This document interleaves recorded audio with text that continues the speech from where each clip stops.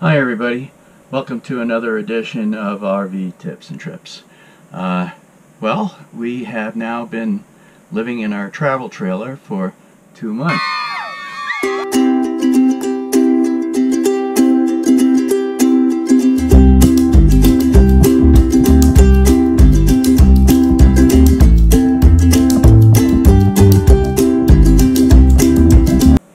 And so far, we're still liking it.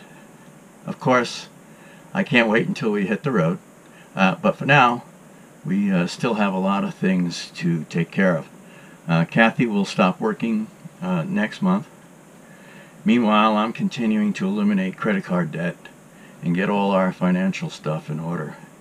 So that's time consuming. I do that almost every day, going through our finances. So we are also continuing to organize things in the trailer, make things a little bit better. It's important to utilize the space in the trailer wisely. It can get cluttered real easy, and Kathy has this big thing about clutter, so got to try and keep it neat. So everything has to have a place. And also, when you start to hit the road and travel, we don't need things just, flying all over the place. So we're making better use of the space that we do have.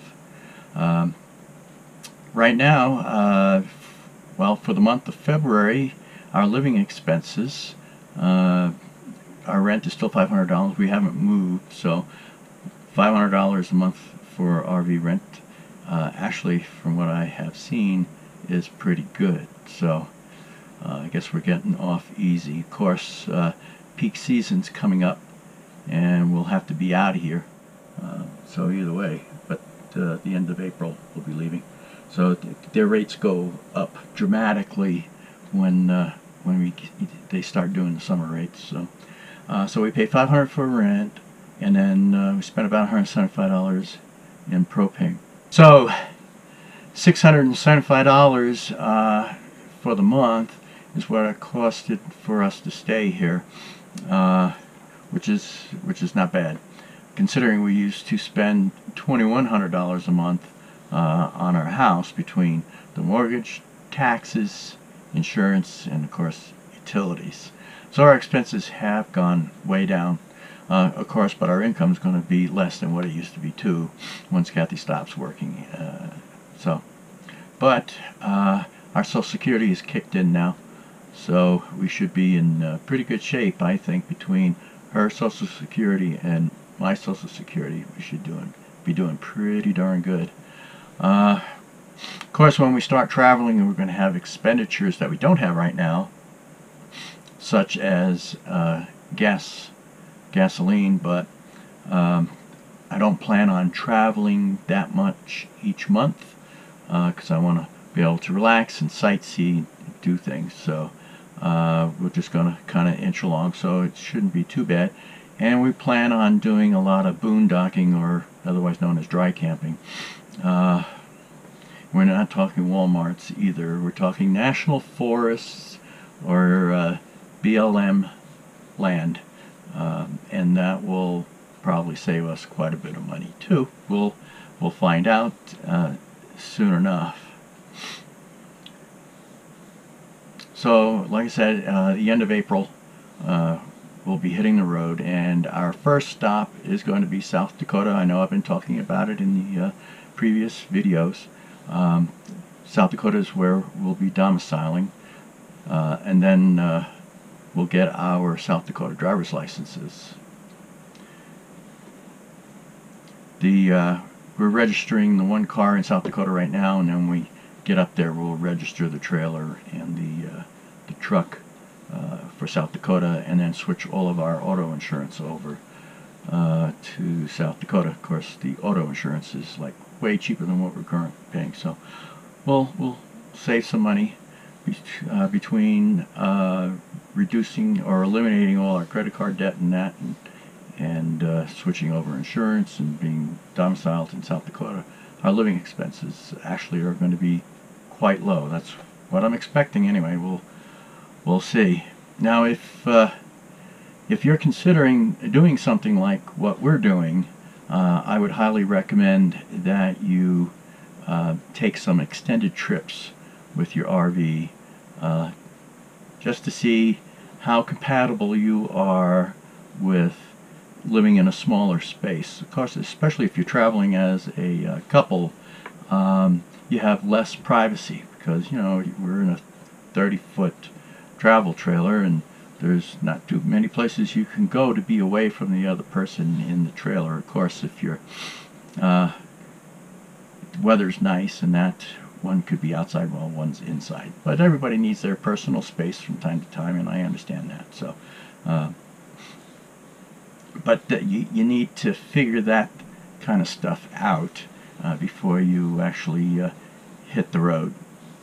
I would definitely take the extended trips. We always took at least 2 weeks at a time.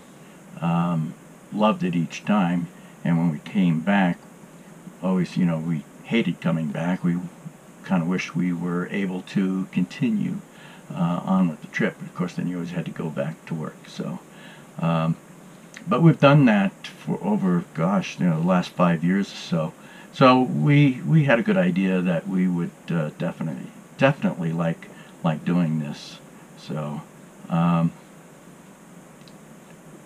I've always thought about doing this. I mean, I had this in mind over 30 years ago. I decided that when I retire, I'd like to travel in an RV a lot. I don't know if I was really considering full-time and not having a house at that point, but it was something that I thought about when I was quite young, in my 30s. So this was not a last-minute decision for me to do something like this. This is something that I had an eye on as a goal for when I retired. So, and of course now we're finally here. Once you've decided to do this, it's best to do things one step at a time. Some people, my wife included, tend to look at the whole picture all at once, and it's just way too daunting to deal with, and it kind of drove her crazy, and I know it drove me crazy too. But to take these things in small bites, do things one step at a time, just be, you know, methodical. One step at a time, and you accomplish the task, and then you go on to the next one. So it's a lot easier to deal with mentally when you do that. If you'd like more information on how we did this, then I would highly recommend clicking on my links. I'll put one up above, to my playlists on a series that I created on preparing to retire into our RV. Highly recommend that you watch those and go through it, and you can see some of the emotional states that we were going through at the time, but also how I did things, you know, selling off. We had to sell off a lot of possessions and stuff because, let's face it, you can't take it with you. So you learn how to downsize, and that's all part of that. So it's definitely minimalist